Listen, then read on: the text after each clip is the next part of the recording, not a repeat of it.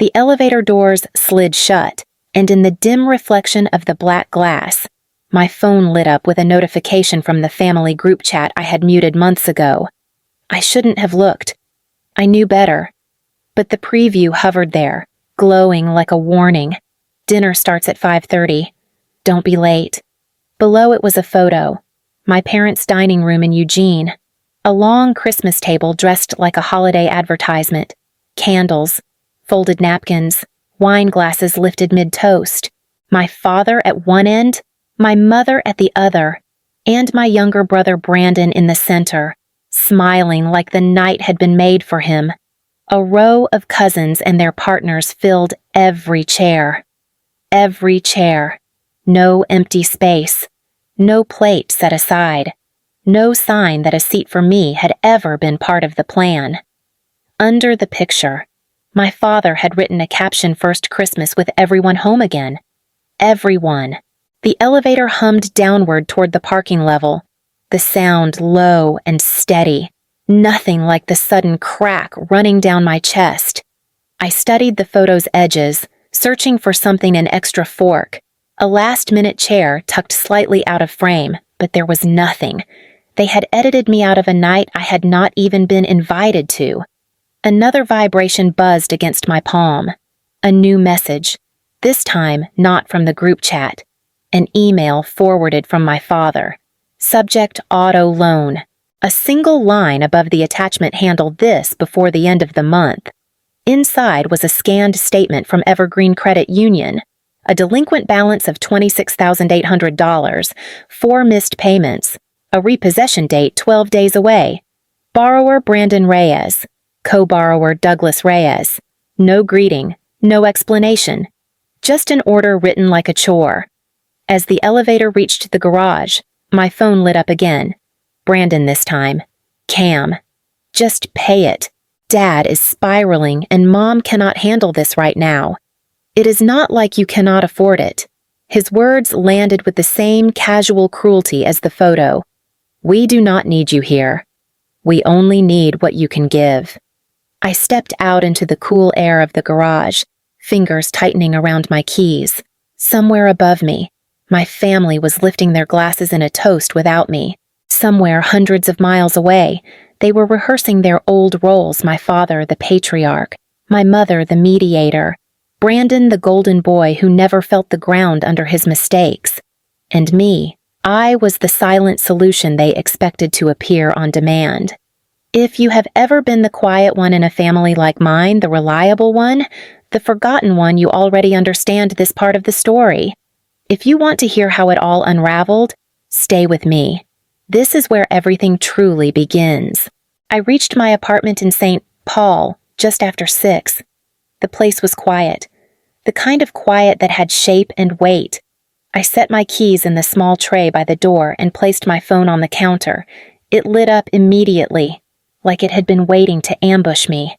A new message from Brandon. Cam, seriously, pay the loan.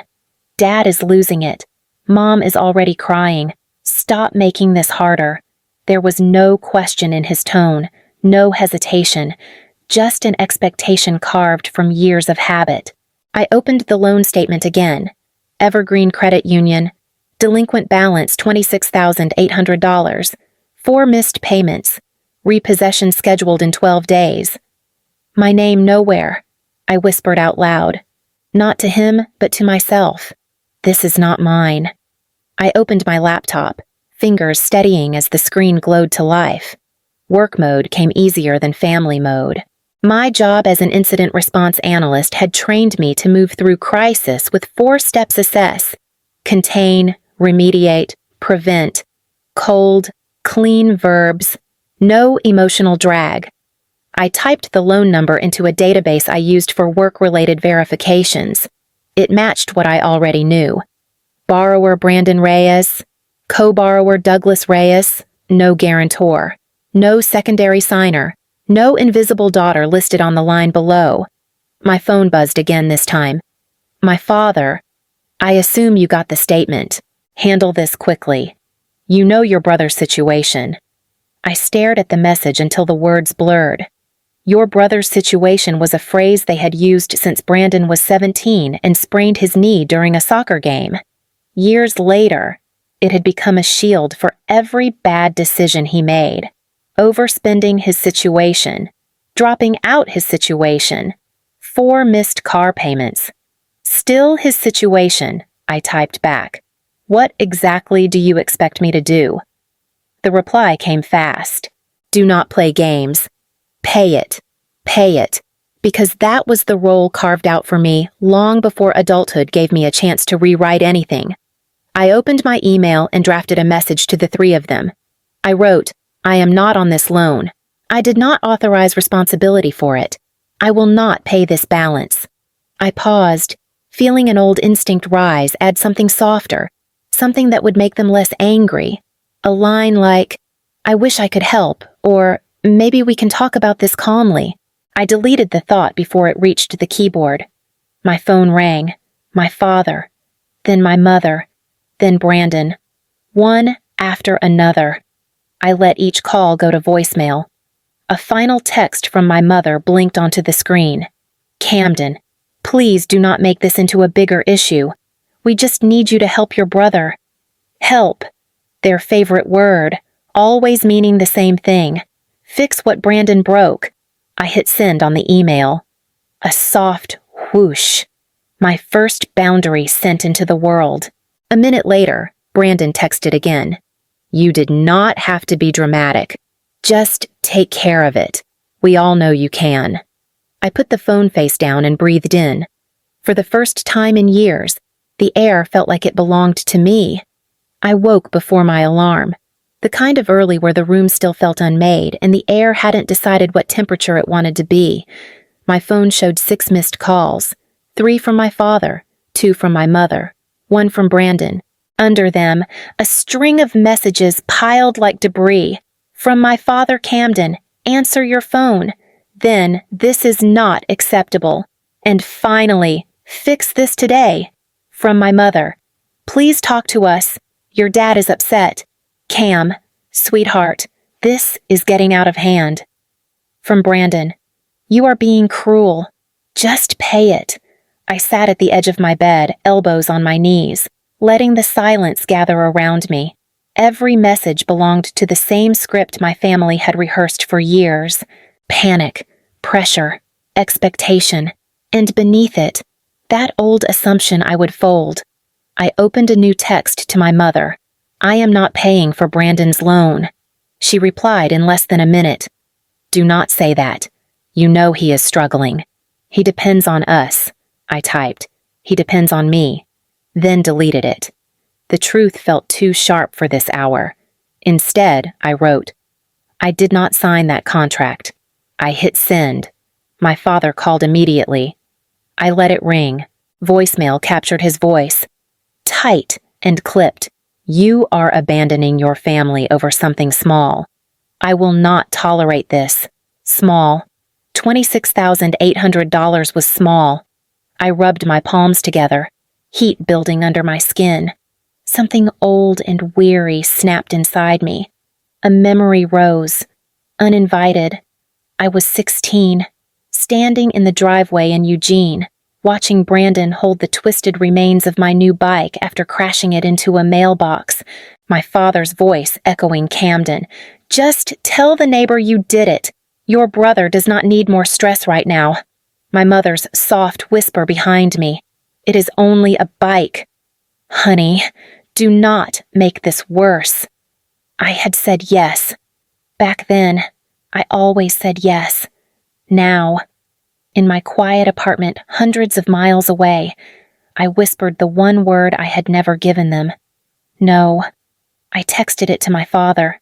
Just that. 1 syllable. He didn't reply. For the first time in my adult life, the silence that followed felt like something I had earned. By noon, the messages had stopped, not because anything was resolved, but because they had run out of ways to repeat the same command.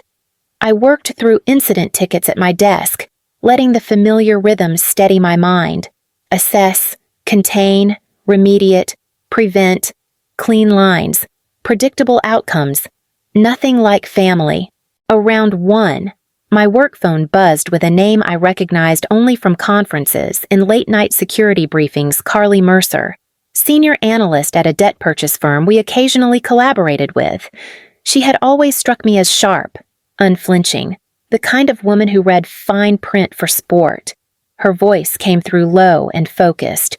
"You asked last month if we ever handle auto loan portfolios from Evergreen Credit Union." Funny timing. A batch just came in. My pulse tightened. "What kind of batch?" 38 delinquent auto loans, she said. "Mixed risk. Mostly 4 to 6 months overdue. Evergreen wants them off their books by the end of the quarter." I didn't need her to spell out what that meant. Brandon's loan was 4 months overdue. The repossession date was set for 12 days from now. Carly continued, "If your Minnesota LLC wants in, the buy-in for the entire batch is $11,200. I leaned back in my chair, the number humming through me. For $11,200, less than half of what my father demanded I pay, I could legally become the lender they would have to answer to. Carly added, "You do not need to explain why you want this. Just confirm by tonight if you are interested. Send me the documents," I said. After the call ended, I stared at my screen, weighing the choice in front of me.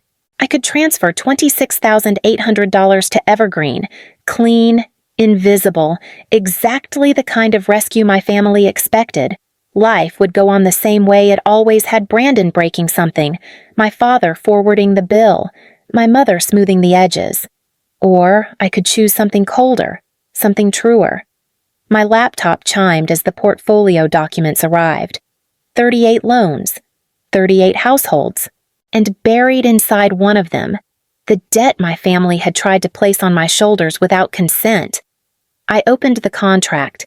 My breath steadied as I scrolled through the terms. This was a business deal, a clean transaction. No emotion, no apology, no hierarchy. If I bought the portfolio, Evergreen would transfer ownership. The repossession timeline would proceed as scheduled unless I chose to intervene. I whispered to myself, "You wanted me to handle it. I am handling it." The decision clicked into place, sharp and final. I signed the purchase agreement under the name of my Minnesota LLC and sent it back. Within the hour, Carly confirmed, "The portfolio is yours. Evergreen will process the transfer by tomorrow." I closed my laptop slowly. For the first time in my life, the power dynamic had shifted. I was no longer the daughter they used. I was the creditor they would have to face. The transfer finalized the next morning. A short email from Evergreen confirmed my Minnesota LLC as the legal holder of all 38 loans in the portfolio. No congratulations, no commentary, just numbers and signatures. By noon, the repossession orders already scheduled before I ever got involved moved forward exactly as the timeline dictated. I had not pushed them faster. I had simply stepped out of their way. At 2:17, my phone buzzed with a message from an unknown Oregon number. Then another, then a third. I ignored them until a fourth came through with a single image attached. A blue SUV. Front wheels lifted onto a tow truck. Brandon on the porch steps in shorts and a t-shirt, yelling at someone off camera. My father standing behind him, phone at his ear, face twisted and furious. My mother clutching the railing like it was the only thing keeping her upright. The caption under the photo read, "They are taking the car. Your father is losing it."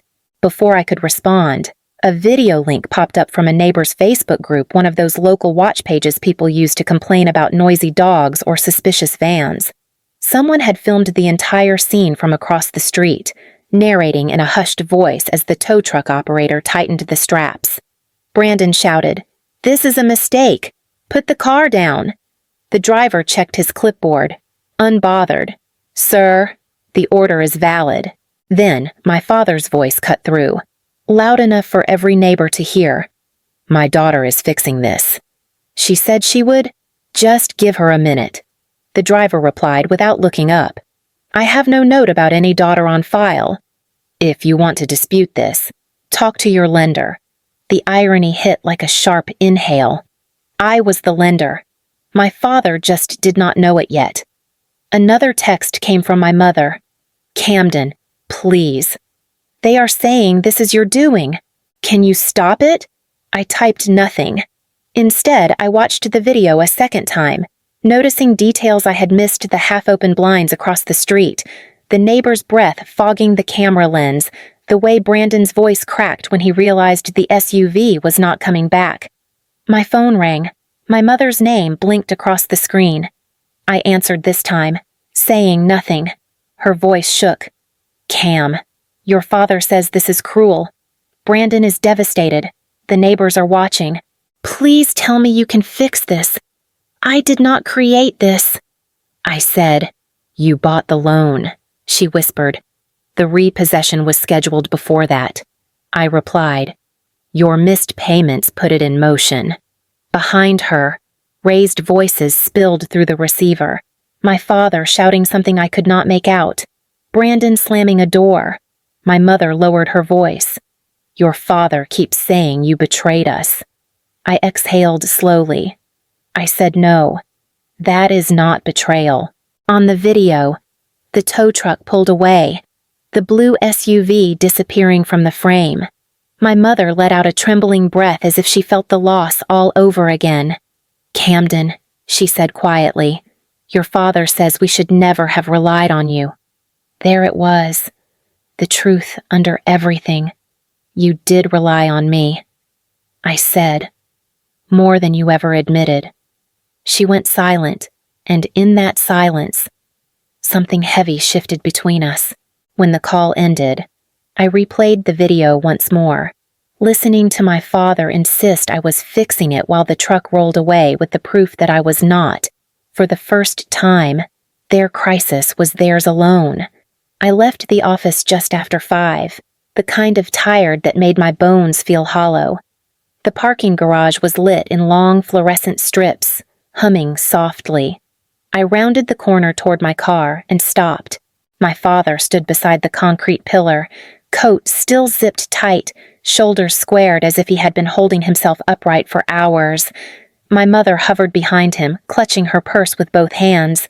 Brandon leaned against my car, jaw tight, eyes already accusing. The shock hit a second too late. My father stepped forward. "We need to talk. Now." I glanced toward the security desk. One of the building guards had already noticed. He approached, but I shook my head. "It's fine. I know them." My father scoffed. "You should. We are your family." Brandon pushed off the hood of my car. "You could have stopped the repossession. You wanted us humiliated," my mother murmured. "Please, Camden, not here." "Your father is very upset." I unlocked the car, but didn't open the door. "If you want to talk, we're not doing it in a parking garage." The guard lingered near the elevator, watching. My father followed my gaze and muttered, "This place has too many eyes. Then let's use one of the small conference rooms." I said, 5 minutes. My father hesitated, but he followed. My mother trailed behind, breathing unevenly. Brandon kept muttering under his breath until the elevator doors closed, trapping all 4 of us inside.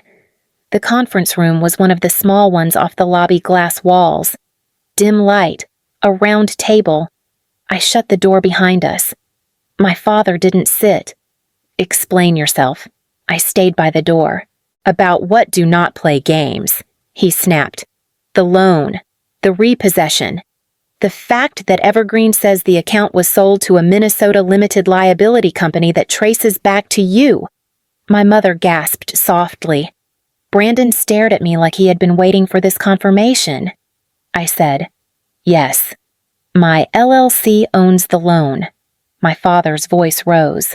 "You bought our debt. What kind of daughter does that? The kind who was sent a $26,800 bill for a Christmas she wasn't invited to." Brandon shoved a hand through his hair. "You wanted revenge." "No," I said.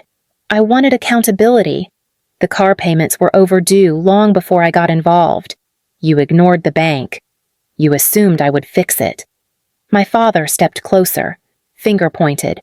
You will sell that loan, back to Evergreen, to anyone. I do not care. You will undo this. No. The word landed between us, solid and unmoving. He blinked. What did you just say? I said no. I am not selling it. I am not paying it. You handle your own debt the way every borrower must by paying, negotiating, or defaulting. My mother's voice broke. Camden, this is your family. I looked at her. Family does not erase you from a holiday photo and send you a bill instead. Brandon slammed his palm on the table. You think you're better than us because you have money? My breath cooled. You do not know anything about my life. I opened my bag and slid a folded printout across the table. The recent article about my company's funding round $160 million. Early technical team. Equity stakes. My name highlighted. My mother covered her mouth. Brandon froze. My father's expression cracked for the first time, uncertainty slipping through the anger. You never told us, my mother whispered. You never asked. I said. My father shoved the paper back toward me as if it burned. Success does not justify humiliating us. This isn't humiliation, I said. This is what happens when the safety net you relied on finally stops catching you. For a moment, no one spoke. All three of them stood there older than I remembered, smaller than the versions they had built in my childhood. My father straightened. One day, you will regret this. And when you need us, I cut him off. If that day comes, I won't send you an invoice. Silence dropped hard. I opened the conference room door. We're done here. My father left first, jaw clenched. Brandon followed, shaking his head. My mother paused in the doorway, eyes shining, but said nothing. When the glass door closed behind them, the quiet felt like oxygen returning to a room that had been sealed for years. The next week unfolded in a series of brief, clipped updates from Evergreen and automated notices from my own LLC. The process didn't need my involvement anymore. It moved on its own rails. 3 days after the meeting in the conference room, my mother texted. Another letter came. Your father is furious. Brandon will not speak to anyone. I didn't reply. 2 days later, Brandon sent a message anyway. You wanted this. Hope you're happy. I typed, pay your debt, then deleted it. There was no point. That Friday, just after lunch, a voicemail from my father arrived short, strained, each word dragged through teeth. We have arranged a settlement. I hope this satisfies whatever point you were trying to make. A second voicemail followed moments later, softer, from my mother.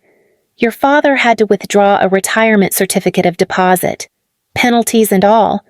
Brandon sold the motorcycle. He is upset. We are all tired. Camden, tired. That was new. My family had always treated exhaustion like a currency that belonged only to them. I called her back. She answered immediately. Camden, she said, almost startled. You paid the settlement. I said. Yes, she whispered. It is done. There was no victory in her tone, no anger either, just something hollow. Then the account will be closed. I said. You won't hear from my LLC again. My mother exhaled shakily. Your father says the collectors were harsh. They followed procedure, I said. The same procedure any borrower gets. A long pause filled the line. You could have warned us, she said softly. You could have included me in Christmas, I replied. The silence that followed wasn't sharp or hostile. It simply landed heavy, like the truth settling in a room that had never welcomed it before. My mother's voice wavered. Your father says we looked like fools in front of the neighbors. He cares about that more than anything else. I said. She didn't deny it. She just breathed, quietly, like she'd run out of ways to protect him from reality. When the call ended, I sat with the phone in my hand, listening to the faint hum of my apartment. For the first time, their crisis had cost them not me. The call came late, well past 10. when the apartment felt too still and the river outside had gone dark. My phone lit up with my mother's name. I let it ring twice before answering. She didn't start with a greeting, just a breath. Then, "Camden, it is done. The loan is paid." Her voice was thinner than I had ever heard it. "I know," I said. Evergreen sent confirmation earlier. Another breath. "Your father says we are finished, that we do not have a daughter anymore." I leaned back against the counter. He has not had one for a long time. He had an employee he did not pay. She flinched audibly, a small sound swallowed by the receiver. "He is angry, embarrassed. Brandon blames you for everything. He always will." My mother hesitated, and I could almost picture her sitting at the kitchen table in Eugene, hands clenched in her lap. "Camden, I am ashamed." The word landed harder than any accusation. "Not just of the car," she continued. "Of that Christmas photo. I keep looking at it, and all I can see is the empty seat where you should have been." I pressed my thumb against the countertop edge, grounding myself. "You made that choice." "I know," she whispered. "We told ourselves it would be easier, less tension. But watching your father yelling in the driveway, hearing the neighbors whisper, all I could think was, this is the mess we made, not you." For a moment, only quiet stretched between us. Then she said softly, "I am not asking for forgiveness. I do not think we deserve it. But maybe, someday, could we meet somewhere neutral? I want to hear who you are now." I closed my eyes. The request wasn't a manipulation. It wasn't pressure. It was the closest she had ever come to truth. "If I ever want that," I said, "I will let you know." "Okay," she murmured. "I hope. Someday, you will." We stayed on the line for a moment longer, neither of us knowing what to say next. When the call finally ended, the apartment felt different, not lighter, not warmer, but changed in a way I couldn't name. My mother's voice lingered like a crack in a wall that had finally begun to split open. The package waited at my door when I came home from work, plain brown paper, no return address. My name written in my mother's handwriting. I carried it to the kitchen island and hesitated before opening it. She hadn't sent anything in years. Inside was a thin envelope. I slid out a photograph. The Christmas photo. The same one from the group chat, the long table. The lifted wine glasses. Every seat filled except the one that never existed. Except this version was different. Someone my mother had cut out a small paper chair from another picture and taped it beside Brandon's place setting. The tape was uneven, slightly wrinkled, as if her hands had shaken while she worked. On the back, she had written in soft, slanted pen, "We finally see the seat we never made for you." I stared at the words until they blurred. Not because they fixed anything, not because they erased the years of being useful instead of loved, but because they were the first acknowledgement that something had always been missing and it wasn't me. My phone buzzed, a text from my mother. "I hope this reaches you in the way I meant." I typed back. I received it. A minute passed. Then another text, "I am trying." I didn't reply. I didn't need to. The picture on the counter said more than anything either of us could force into a conversation right now.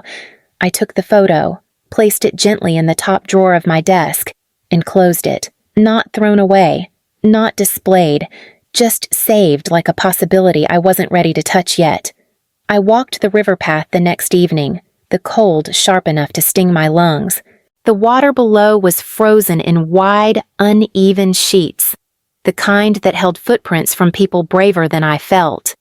My phone buzzed once in my pocket, but I didn't check it. I needed distance one night of quiet that belonged to me alone. My mother's package, the photo with the taped-on chair, had shifted something I couldn't quite name. Not forgiveness, not reconciliation, but a small space where possibility could breathe if I ever wanted it to. I stopped at the railing and wrapped my hands around the cold metal. For years, I had been the one who held my family upright, the one who absorbed their chaos, the one who said yes because it was easier than hearing their disappointment. This winter had broken that version of me open and shown me someone else entirely, someone capable of drawing lines and keeping them, even when it hurt. A group of college kids passed behind me, laughing as they filmed something for social media. One of them said, "People love a wild family story. Post it." I breathed out a thin, white cloud. Maybe people do love stories like mine, messy, complicated, full of choices you cannot take back. Maybe someone listening would understand the weight of being the reliable one, the forgotten one, the one who finally decided to stop being used. If you are still here, still listening, still following this tangled path with me, then you already know the truth of it. I didn't cut my family off. I stopped letting them cut into me. And now, as I stand on this frozen riverbank, I am learning to live with the version of myself who finally said no and meant it.